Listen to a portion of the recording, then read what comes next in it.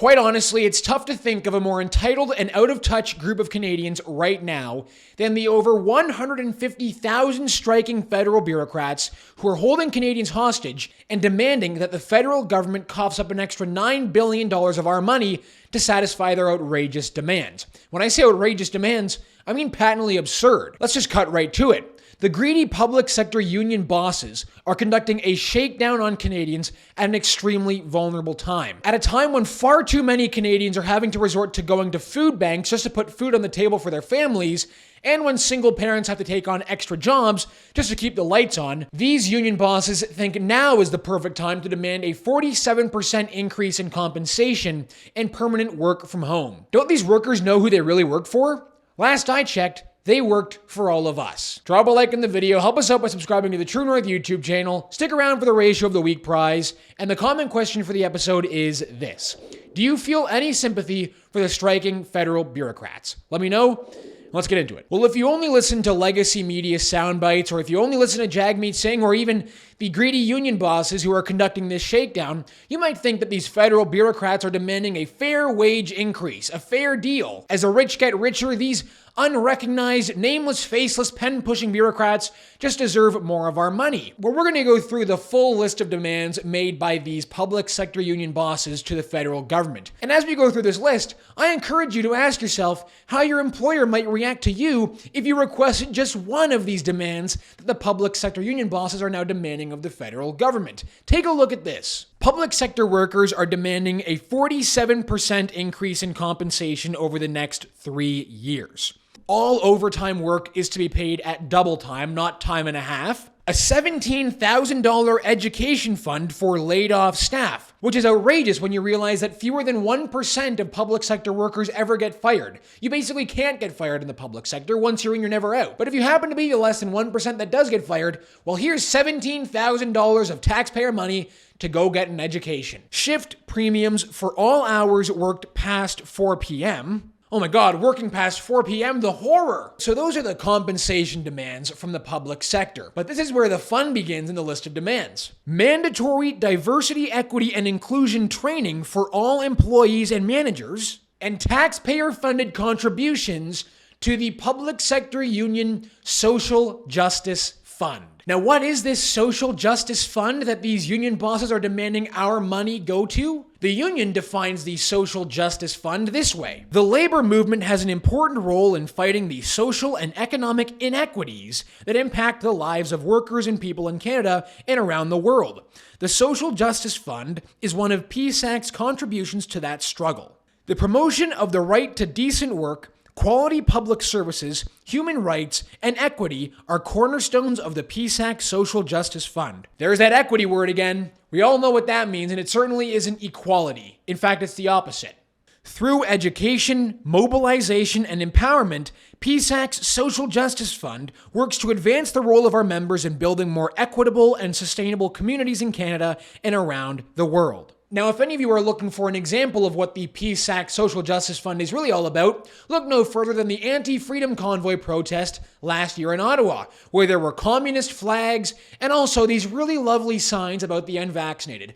Good stuff, guys. I'm sure Canadians who are struggling to put food on the table are really proud about having to fund your protests where you wave communist flags and help advance the government's message. Another demand by the public sector union is to guarantee permanent work from home. They never want to go back into the office ever again. They want to be able to sit in their pajamas, do nothing, face no managerial supervision, and get more money for less work. Now listen to some of these striking public bureaucrats explain their decision. Don't you feel sympathy for these workers? We proved ourselves that we can work efficiently and more productively from home, and the fact that they're mandating us going back to work 2 days a week just doesn't make sense. I believe that we made the transition during the pandemic to work from home. I still believe that the pandemic is not over. Going to work is risking getting sick. I feel like working at home, you are still completing your day-to-day tasks. So I think as public servants, we should have the option to choose. So we basically for more than 2 years have been suffering with the stalling tactics from the Treasury Board and our employers not showing the respect not only workers of the public service deserve, but here's the thing, right? We want to stand to raise the bar for every workers across the country. So this is not a fight for the public servants only. This is a fight for respect and recognition of all workers across the country. Oh, that's right. They're going to get sick if they go back to work. Of course they are. The government wants them to work twice a week in the office. Twice a week? That's not fair. How are they going to get to catch their daytime reruns of The View if they have to be in the office twice a week? It's just not fair. Solidarity! Take that in, though. The federal government is only expecting their federal bureaucrats to go to the office twice a week. Twice a week? Can you imagine the horror? Actually, I know you can, because you go to work every single day, just like the rest of us. But for these people, the prospect is awful. They're obviously going to get sick. And look who joined in on the protest. If it isn't the wannabe working class leader, the fakest labor rights activist Canada has probably ever seen, Jagmeet Singh. You see, Jagmeet Singh, he desperately wants to be seen as a man of the people, a Jack Layton type man of the people. That's why he shows up to the picket line wearing a $2,000 Canada Goose jacket and a Rolex watch. By the way, it was 7 degrees yesterday, not minus 31. Anyway, don't let the facts get in the way of a good photo op. He did what he had to do to pretend like he cares about the people. Because let's be honest, if Jagmeet Singh cared more about the people than he does his pension, he would have the courage to tell these union bosses that demanding an extra $9 billion of our money just to go into the pockets of their workers was an outrage. But we know he couldn't care less. But are these federal workers really struggling these days? What are the facts? The facts tell us that actually public sector bureaucrats are way better off than the average private sector worker in Canada. But you already knew that. Public sector workers make 8.5% more than their private sector counterparts when you factor in sex, age, marital status, education, tenure, size of firm, job permanence, immigrant status, industry, occupation, province, and city. Basically, every single factor you could put into this, they have, and they've still found that public sector workers make 8.5% more. Of those covered by a registered pension plan, 90.6% of government workers enjoyed a defined benefit pension plan compared to just 40% of private sector workers. In addition, government workers retire earlier than those in the private sector, approximately 2.4 years earlier on average, and were much less likely to lose their jobs, 1% in the public sector compared to 4.8% in the private sector. The average compensation for a full-time government employee is over $120,000, not including all of the benefits that come along with that. In comparison, in September of 2022, the average salary for a private sector worker was $59,000. And between 93 to 98% of federal workers received a raise during the pandemic. These public sector union bosses know exactly what's going on. They know that the government has no choice but to acquiesce to their demands. At a time when Canadians can no longer afford to live in the cities they themselves grew up in and helped build, public sector union bosses are demanding a 47% wage increase. At a time when a record number of Canadians are having to resort to food banks just to keep themselves and their families fed, public sector union bosses are demanding permanent work from home.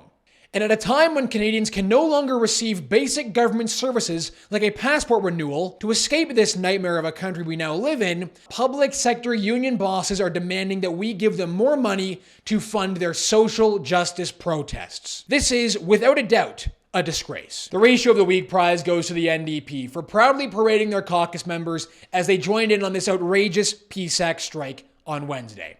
This morning, our NDP caucus joined PSAC workers on the picket line in Ottawa. Over 155,000 workers are fighting for respect, fair wages, and safe working conditions. Oh yeah, I'm sure this fight is really going to give them a lot of respect amongst Canadians. New Democrats stand in solidarity with these workers and demand the government give them the deal they deserve. 251 replies to 173 likes. It's a slim ratio, but it counts. The NDP is just using this as a photo op. If the NDP cared about Canadians, you would have forced Jagmeet to end his coalition with Trudeau. None will, though, because once we go to the polls, the NDP won't exist because of Singh. And safe working conditions. Why? Isn't their home safe? So they have to show up to the strike to get paid, but they don't have to show up to work to get paid. Am I missing something here? No, as a matter of fact, you're right over the target, not missing anything at all. That is exactly what's going on here. As these workers demand to stay home, they have enough time to show up to the picket line to demand to stay home. Does that make any sense to anyone? Obviously not. What a joke, what a disgrace, and how embarrassing for the NDP. All right, everyone, that's going to do it for us this week on the show. Thank you so much for tuning in. My name is Harrison Faulkner, and this is Ratio.